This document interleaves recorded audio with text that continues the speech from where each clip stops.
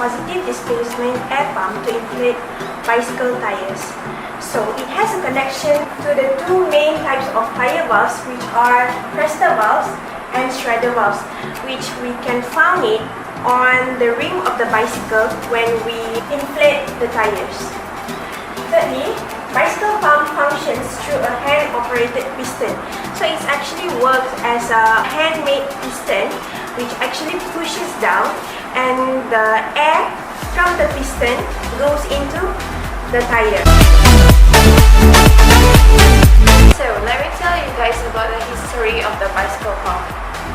Well, actually it is not known when the first bicycle pump was invented, but it is believed to have been in 1887 when the first inflatable tire or pneumatic tire was invented by John Boyd Dunlop from Scotland. The first bicycle pump consisted of a metal cylinder with a metal rod running in the middle of it, just like this.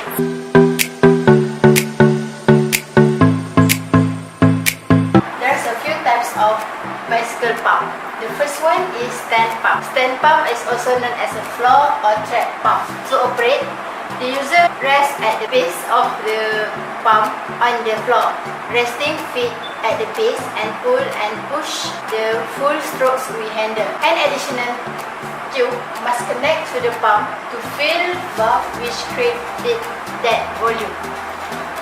The next is hand pump. There are two types of hand pump, which is tube pump and integral pump. The tube type requires a separate tube to connect the pump to the valve. These are the advantages that they are cheap but inefficient compared to other pumps. They also have a lot of joints from which air can escape. Next is integral type, which is frequently compressed onto the valve by the extra level because it is well sealed, rigid, and has a dead volume. This type of pump is very efficient. It has a hole in the side with a rubber washer that fits around the valve.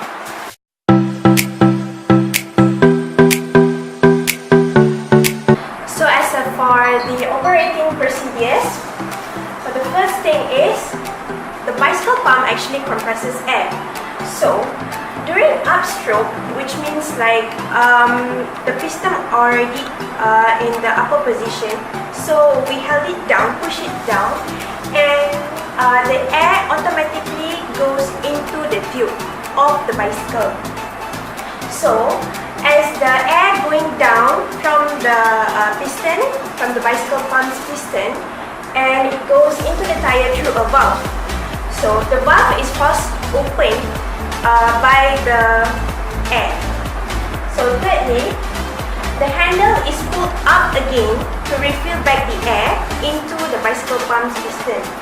So fourth, the valve from the bicycle ring is automatically shut to prevent air from escaping. Fifth, step 2 is repeated as new air is being pushed from the piston as the upstroke is being pushed down again.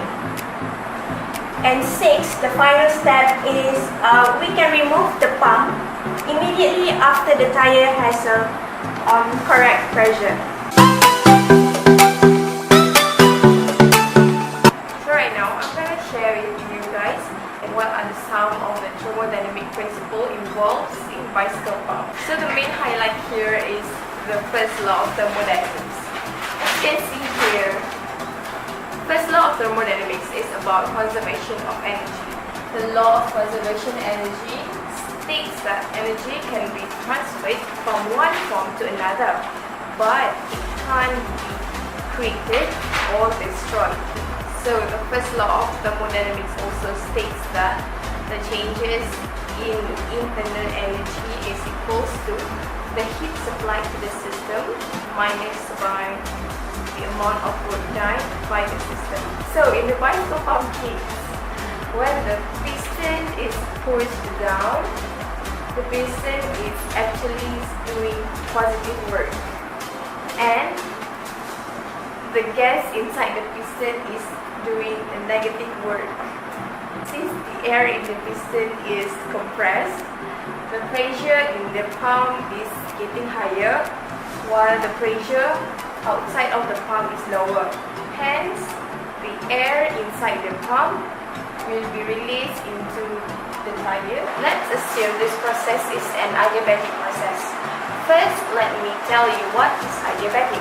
Adiabatic is a process where no heat is transferred into or out of the system, which means our Q will equal to 0.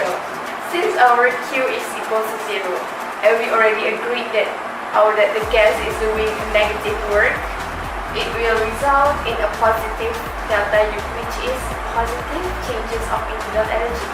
When the delta U is positive and the value is getting higher, it will result in the changes of temperature, which means final temperature will be greater than the initial temperature. Hence, it will heat up the gas or air that enter the tire. That's why when you pump a tire, you will feel that the tire is getting hot. This is the position where after we finish pump the tire, this position, the gas will do a positive work, which means all the air and gas inside the pistons will fill up the piston and the pistons will be pushed up, and at this point the piston is doing a negative work. However, with the gas released at the valve, piston can't go back to its original position. It is due to the pressure at the bottom of valve is being released. Even though the pressure inside the piston is higher than the outside of the piston, but the pressure is still not enough to push up the piston all the way to the original position. So what must we do in order to bring back the piston to its original position? So here is the solution.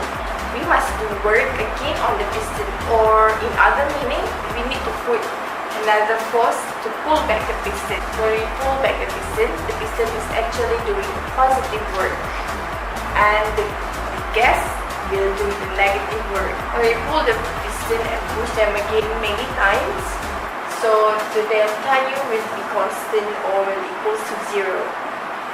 Since we already agreed that the gas is doing negative work when we pull back the piston, it will result in negative Q, which means that there will be some heat loss.